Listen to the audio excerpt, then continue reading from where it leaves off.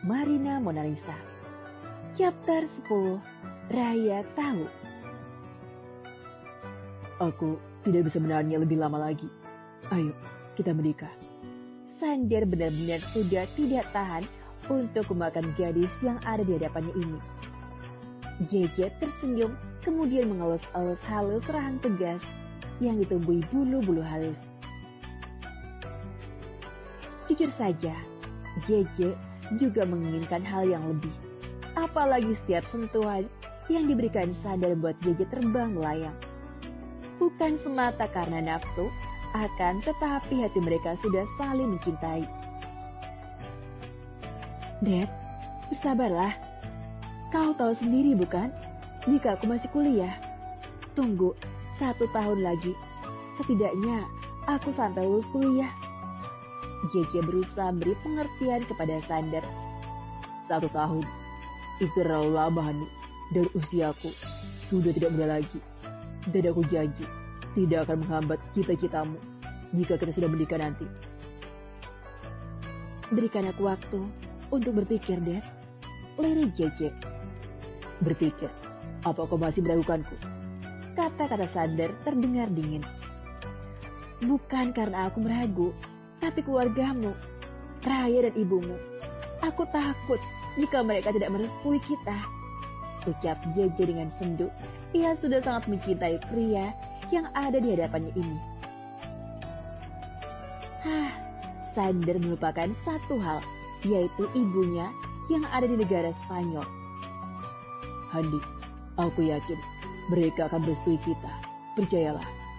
Sander berusaha meyakinkan JJ, kemudian membawa gadis itu dalam pelukannya. Tapi mereka tidak berhak ikut campur urusan pribadiku. Selama ini sudah cukup aku memenuhi permintaan mereka dan juga bagikan mereka. Sekarang giliranku.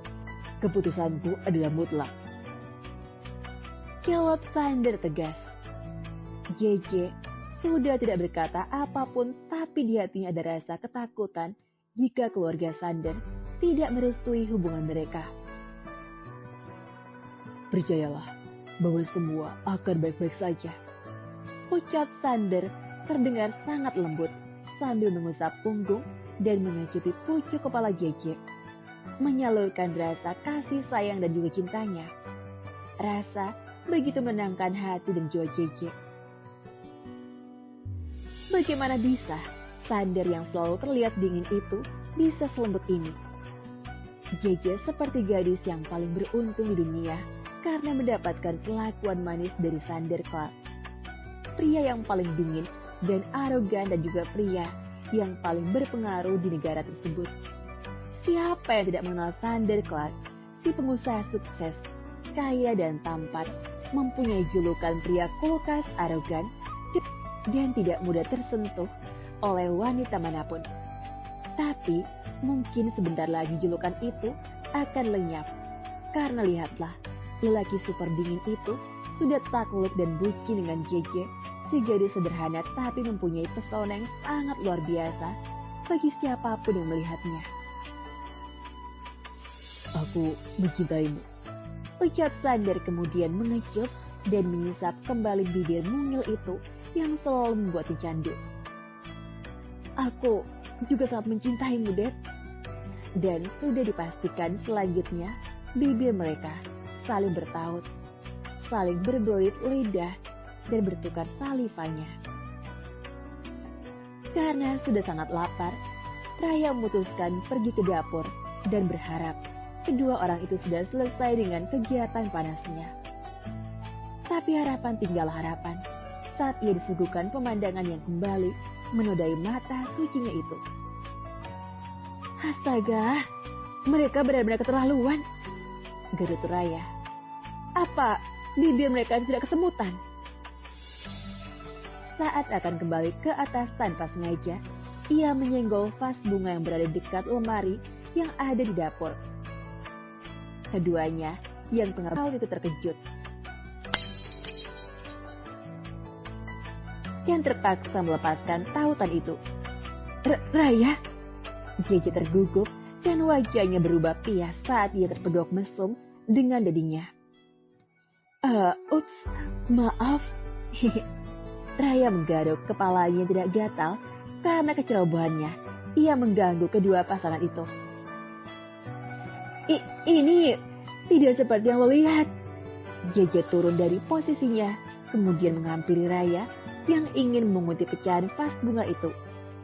Sedangkan Sander terlihat santai, bahkan ia masukkan kedua tangannya ke dalam kantong celananya. Jeje yang melihatnya pun kesal. Dad, ayo jelaskan kepada Raya jika kita... Gue udah tahu, Je. Potong Raya. Apa? Wajah Jeje semakin pucat. Bagaimana ini? Bagaimana jika Raya bencinya? Iya, Raya sudah tahu Hadi. Bahkan dia sudah berikan restu. Iya kan, baby? Sander menatap Raya kemudian merengkuh tubuh Jeje tanpa malu di depan putrinya. Membuat Jeje membeku di tempat karena perlakuan Sander. Jadi, iya Je, gue udah tahu dan benar yang dikatakan Daddy jika aku berikan restu kepada kalian. Ucap Raya sambil menahan tawanya karena ekspresi Jeje sangatlah lucu. Astaga, kenapa kalian tidak ada yang bertahuku? Lepas, Dad. Kesal Jeje lalu menghentakkan tangan Sander yang melingkar di perutnya. Kami sepakat untuk merasakan ini dulu. Sebenarnya kami ingin beritahu kejutan untukmu. Jelas Sander. Kalian ini? Jeje menghentakkan kakinya dengan kesal. Maaf Mami. Raya memanggil Jeje dengan sebutan Mami membuat hati Jeje bagaikan diserang es. Raya, jangan bilang kamu. Tentu saja aku melihatnya. Kalian sudah menodai mata suciku, ucap Raya dengan nada kesal. Astaga, aku benar-benar sangat malu. Jeje menutup kedua wajahnya yang sudah sangat memerah. Haha, kalian sangat hot. Aku jadi ingin merasakan ciuman. Sander menyentuh kening Raya dengan keras. Belajar yang benar. Tidak ada pacaran sebelum kamu lulus kuliah. Tegas Sander. Sander selalu overprotektif terhadap putrinya, dan itu demi kebaikan putrinya. Apalagi pergaulan di zaman sekarang sangat bebas adalah hal yang rumah.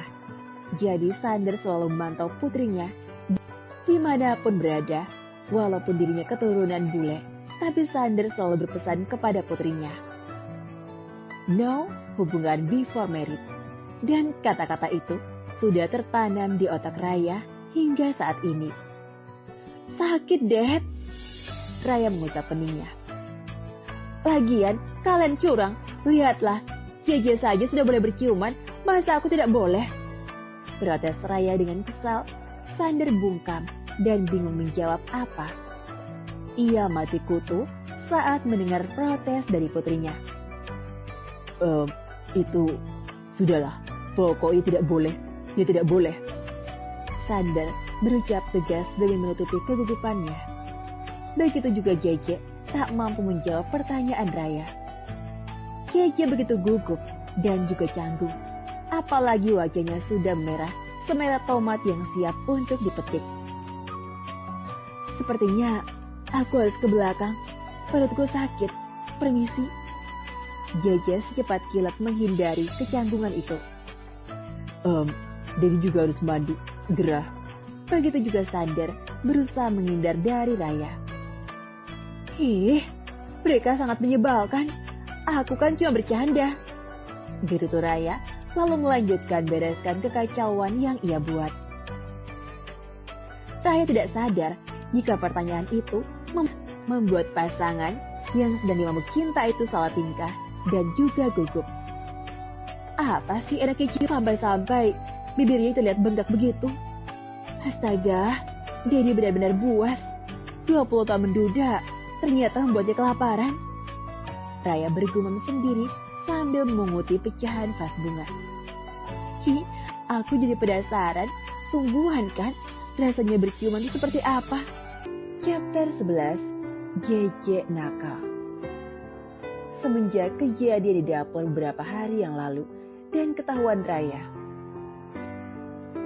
Jeje seolah menghindari Sander karena ia berpikir jika dirinya harus menjaga jarak dulu dari Sander untuk menghindari sesuatu yang tak diinginkan lagi. Berbeda dengan Sander, karena Jeje menjauhinya, Hot Daddy itu menjadi kelimpungan dan yang pasti para pekerjaan yang menjadi amukannya ditambah permasalahan di perusahaannya membuat pria itu semakin arogan. Semua tidak berguna. Kalian, aku gaji dengan mahal. Tapi apa ini? Kerjaan seperti ini saja, kalian tidak becus. Hah? Kalian semua ingin dipecat. Bentak Sander dengan nafas memburu, bahkan tak segan bos arogan itu melempar map yang ada di hadapannya. Semua para jajaran petinggi perusahaan yang ada di ruangan meeting itu bergetar ketakutan. Tidak ada yang berani menoleh atau menjawab. Mereka tetap menundukkan kepalanya kecuali Devan yang setia berada di dekat Sander dengan tatapan dinginnya. Seharusnya kalian lebih teliti sebelum menyerahkan laporan produk baru itu ke Presdir. Produk baru itu adalah proyek bernilai ratusan miliar. Salah sedikit saja bisa fatal. Dan bagaimana bisa pekerjaan kalian ini seperti sampah? Hah? Kali ini Devan angkat bicara dengan nada tegasnya. Hollytron Group, perusahaan yang memproduksi berbagai produk elektronik tercanggih di dunia. Produk baru yang akan diluncurkan Sander adalah berupa tongkat sakti khusus untuk para tunanetra dan mempunyai kelebihan berupa sensor suara dan alat GPS untuk menuntun penyandang tunanetra. Tongkat sakti itu seperti robot, bisa berbicara dan mempunyai sebuah roda di bagian bawahnya. Tentu saja memproduksi alat tersebut menghabiskan dana yang begitu banyak. Potong gaji mereka 25% deh. Titah Sander terdengar datar dan tegas. Baik bos, jawab Devan datar. Semua terkesiap saat bos mereka berbicara masalah potongan gaji, membuat hati mereka gegana. Bagaimana ini? Istriku minta tas Hermes keluaran terbaru. Hah, istri mudaku pasti merajuk karena uang belanja dipotong. Ya Tuhan, cicilan rumah mewahku. Banyak lagi lontaran kata hati mereka karena gajinya dipotong. Sander berlaku tegas kepada para bawahannya, walaupun mereka belum sempat merugikan secara finansial. Akan tetapi, inilah hukuman yang tepat untuk mereka. Lagi pula, Sander menggaji mereka setinggi langit. Jadi potong gaji 25% seharusnya tidak berpengaruh sama sekali menurut Sander. Dan siapa yang bertanggung jawab atas jalannya produksi produk baru ini? Tanya Sander dengan tatapan yang seperti menguliti lawannya. Saya Tuan. Pria parubaya mengangkat tangan dengan ketakutan. Hentikan sementara produksi sampai masalah ini benar-benar selesai. Dan Dev, panggil bagian desain ke sini sekarang. Devan dengan cepat melakukan perintah bosnya dan tak berselang lama datang seorang wanita cantik ke ruangan meeting. Kau yang mendesain bukan? Tanya Sander dengan suara dinginnya sambil melemparkan sebuah map di depan wanita. Karena posisi wanita itu masih berdiri, jadi langsung memungut sebuah laporan yang bertebaran di lantai marmer itu. Tuan, desain saya tidak seperti ini. Wanita itu tergagap karena melihat desainnya ada beberapa yang berubah dan sudah jelas jika itu bukan desainnya. Benarkah? Apa kau ada buktinya? Ucap Sander dengan nada yang pelan tapi penuh penekanan. Ada Tuan, saya ada kopiannya. Saya akan mengambil sebentar.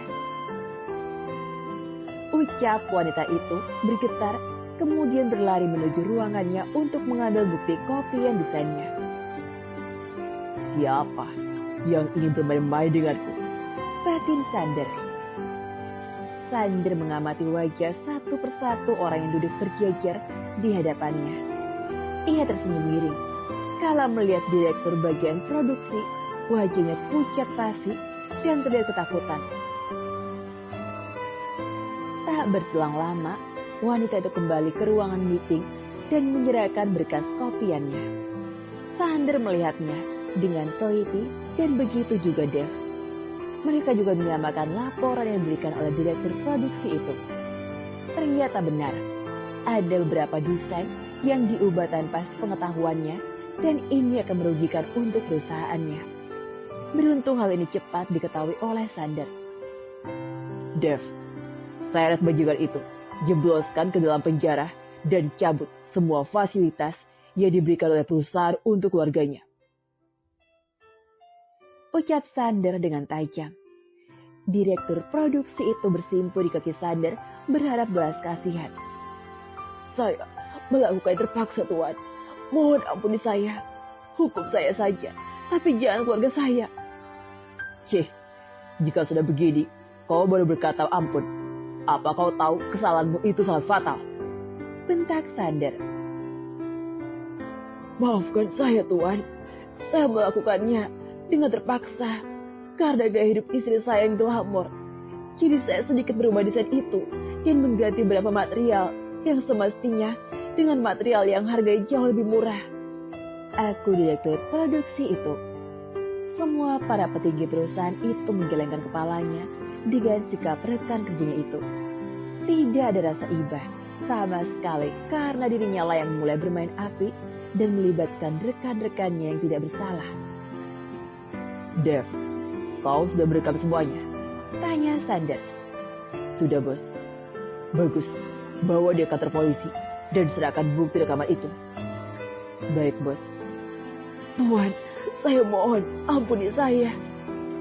Masih menggibah, tapi keputusan Sander adalah mutlak. Tak berselang lama, datang dua petugas keamanan dan menyeret direktur produksi itu ke kantor polisi. Tepat jam 11 malam, Sander baru tiba di rumahnya dan permasalahan di perusahaannya selesai hari itu juga. Sander memasuki rumahnya yang sudah gelap dan juga sepi. Ia melangkah perlahan, menaiki anak tangga sambil memijit tengkuknya yang terasa sangat pegal. Dad, panggil JJ yang baru keluar dari kamar. Sebenarnya, JJ menunggu kepulangan Sander. Dalam hatinya, ia sangat merindukan hot daddy-nya itu. Kau belum tidur? Sander menghampiri JJ, lalu mengejuk kening JJ dengan lembut. Belum. JJ menggelengkan kepalanya. Ia melihat wajah Sander yang terlihat sangat lelah. Kenapa pulangnya larut sekali? Tanya JJ dengan raut wajah terlihat cemas. Kau mencemaskanku? Tentu saja, JJ tidak mengakuinya, membuat Sander kecewa. Ada sedikit masalah di kantor. Jawab Sander singkat lalu meninggalkan JJ yang masih berdiri di dekat tangga. JJ memasuki kamar Sander. Di sana ia melihat Sander tengah membuka kemejanya. Aku akan menyiapkan air hangat untukmu, ucap JJ tanpa disuruh. Tidak perlu, aku sudah bisa menyiapkannya sendiri, ucap Sander datar, membuat hati JJ mencelos. Ada rasa sesal dalam hati JJ karena beberapa hari ini mengabaikan Sander. JJ berjalan mendekati Sander yang sudah bertelanjang dada dan mengalungkan tangannya di leher kokoh pria itu. Maaf, karena beberapa hari ini aku mengabaikanmu, ucap JJ penuh sesal, sedangkan Sander memalingkan wajahnya tanpa minat menatap JJ. Dediku ngambek, batin JJ gemas. Lihat, apa yang akan kulakukan? Apa kau akan bertahan dengan sikapmu itu? Batin JJ tersenyum nakal. Kau tidak merindukanku? Tangan yang tadinya mengalung di leher Sander kini meraba dada bidang pria tersebut. Jangan mancingku, Dian. Desis Sander tepat di telinga JJ yang menggigit kecil cuping telinga JJ. Rasa Rasa kesal di hatinya, gadis di hadapannya mulai meluntur dan tergantikan rasa sesak di bawah sana. Karena aksi nakal dari tangan mungil itu dengan berani meraba dada bidang yang berotot. Kau membuatku merinding, Dad. Mau aku buat lebih merinding lagi? Autor ikut merinding Ditulis oleh autor Lena Linol. Daber Marina Mona Lisa. Chapter 12, Kebelet Kawin. Hari Minggu adalah hari yang cocok untuk bersantai. Seperti halnya JJ dan Raya yang tengah bermalas-malasan di ruang tengah sambil menonton drama Korea. What's Wrong with Secretary Kim. Drama Korea yang dapat menimbulkan kehaluan dan kebaperan yang hakiki bagi siapapun yang menontonnya. Astaga Raya, mereka berciuman. Tutup mata kamu. JJ berteriak histeris saat melihat Kim Mi-seo mencium Lee Yong-jung. JJ dengan cepat menutup mata Raya dengan bantal sofa. Ih, apaan sih? Kesal Raya sambil menepis tangan JJ. Cuma ciuman begitu doang, bahkan aku pernah melihat secara live dan lebih hot lagi. Mulut Raya benar-benar tak berfilter, membuat JJ bersemu merah. JJ yakin jika yang dimaksud Raya adalah dirinya. Aku haus, mau ambil minum. Gugup JJ. Ia masih merasa malu, walaupun kejadian itu sudah berlalu. Ketika JJ pergi, Raya baru menyadari kebodohannya. Aduh, dasar mulut ember, lemes. Raya mukul-mukul mulutnya sendiri sambil menutupi kebodohannya. Ia yakin saat ini JJ pasti sangat malu. Sampai di dapur, JJ baru bernafas lega, lalu mengambil minum air dingin dari kulkas. Ambilkan air juga untukku, Hani. Dan buatkan aku kopi hitam tanpa gula. Suara bariton itu mengejutkan JJ yang sedang minum air. Untung saja dirinya tidak tersedak. Iya, Dad. Jawab JJ tanpa menoleh, lalu membuatkan kopi untuk Sar. Mata JJ terbelalak dan hampir tersedak air liurnya sendiri saat membalikan badannya sambil membawa kopi dan segelas air di kedua tangannya. Ia melihat penampilan Sander yang begitu hot dan membuat otak polosnya traveling. Sepertinya pria itu baru bangun dari tidurnya karena masih mengenakan jubah tidurnya berwarna navy serta celana panjang dengan warna senada. Dan Sander membiarkan jubah tidurnya terbuka dan memperlihatkan tubuhnya yang berotot. Penampilan Sander membuat JJ membeku di tempat. Bahkan kedua tangannya pun sangat gatal ingin menyentuh roti sobek itu. Sorot mata tajam berwarna abu itu semakin membuat JJ tak berkutik. Apalagi Sander menatapnya dengan gaya yang cool. Padahal hanya memakai piyama, tapi pesona Sander lah yang sangat luar biasa. Sedangkan tangan kanan Sander membawa koran dan tangan kirinya dimasukkan ke dalam kantong celana. Kira-kira seperti ini penampilan Sander. Otor sampai ngecas lihatnya. Hadi, apa kamu tidak lelah berdiri di sana? Suara Sander membuat JJ tersadar. Ah, iya Dad. Maaf. Lalu berjalan menghampiri Sander dan meletakkan kopi dan segelas air itu di atas meja. Ya Tuhan, sepertinya aku sudah sejatuh-jatuhnya dengan pesona pria tuaku ini. Batin JJ menjerit. Ini Dad, kopi hitam tanpa gulanya. Ucap JJ lalu duduk di depan Sander. Sander menyeruput kopi itu dengan nikmat sambil menatap muka bantal JJ yang terlihat sangat cantik di mata Sander. Lalu Sander membaca koran yang ia bawa. Apa tidak pahit? Tanya JJ. Tidak, jawab Sander cepat. Tapi kopi ini akan terasa manis saat minumnya sambil melihat wajahmu yang cantik. Ucap Sander terdengar datar, tapi menimbulkan keuuan di hati JJ. Hah, aku meleleh bang, batin JJ jengkrak-jengkrak. Gombal, masa iya sih muka bantal begini dibilang cantik? Balas JJ, ia tak lihat baper. Aku berkata sungguh-sungguh, kau memang cantik dan selalu tetap cantik, mau seperti apa penampilanmu itu. Stop deh, kayaknya lama-lama aku bisa diabetes dengerin gombalan dia terus. Ucap dia sedikit ketus, padahal wajahnya sudah berwarna. Apa karena kopi hitam itu, otak Dedi jadi kongset? Tanya JJ. Sander melirik JJ dengan tajam seperti pedang yang siap diasah. Terlihat jelas sekali pria itu tidak suka dengan ucapan JJ. Ah, tidak, cuma bercanda saja kok. Hihi. JJ mengerujatkan bibirnya sambil mengajak-ajak rambutnya asal.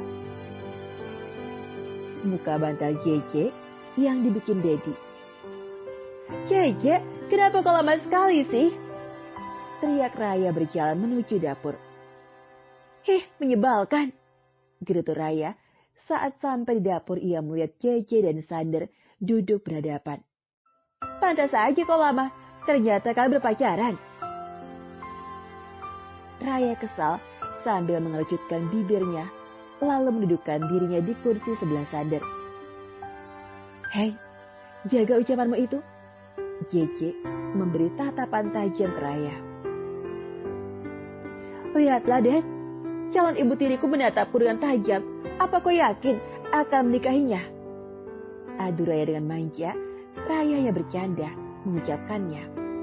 Sedangkan JJ memutar kedua bola matanya dengan malas.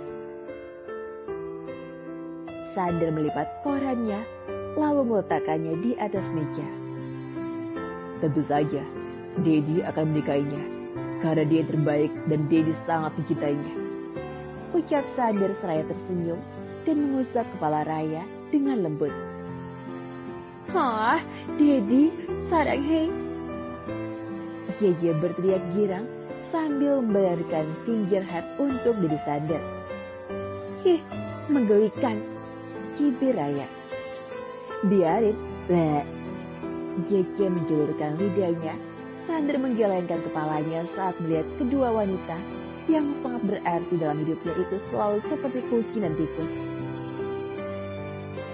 Tidak pernah akur, tapi mereka saling menyayangi satu sama lain. Ayo Dedi, jangan di sini, ada pengganggu. Ajak JJ lalu menarik tangan Sander dan bawa pria itu ke lantai atas. Raya mendengus kesal dengan pasangan bucin tersebut.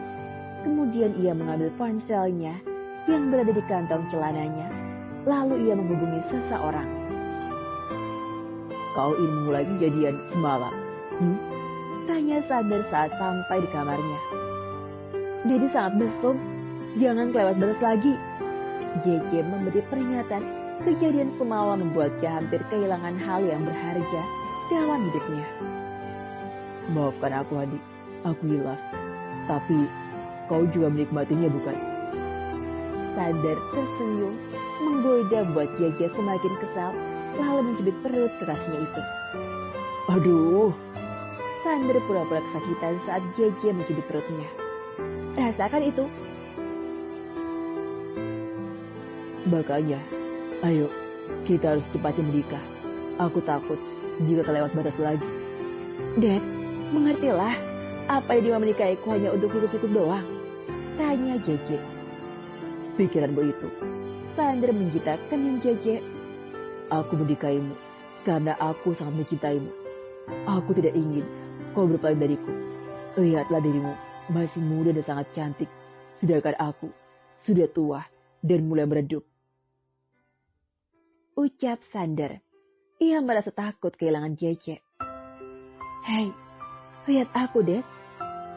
JJ menangkap wajah Sander dengan kedua tangannya agar kekasihnya itu mau menatap wajahnya.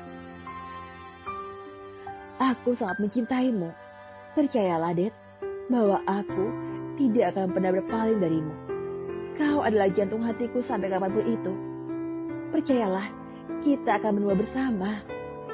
Ucap JJ dengan tulus dan menatap Sander dengan penuh cinta. Terima kasih sudah menerima pria tua ini, sayang. Sander memeluk erat JJ. Oh, tidak tua, Det, hanya saja matang. Balas JJ tersenyum dalam dekapan Sander. Jadi ini yang buat Dedi kebelet kawin? Ucap JJ mengurai pelukannya. Nikah, bukan kawin. Relat Sander sambil menoleh hidung mancung JJ. Oh, beda ya? Tanya JJ dengan polos. Besok, bomiku akan sampai Jakarta. Bersiapkanlah dirimu untuk menyambutnya. Ucap Sander membuat JJ sangat terkejut. Apa? Apa Oma tahu hubungan kita? Tanya JJ panik, tapi Sander hanya menekan kedua.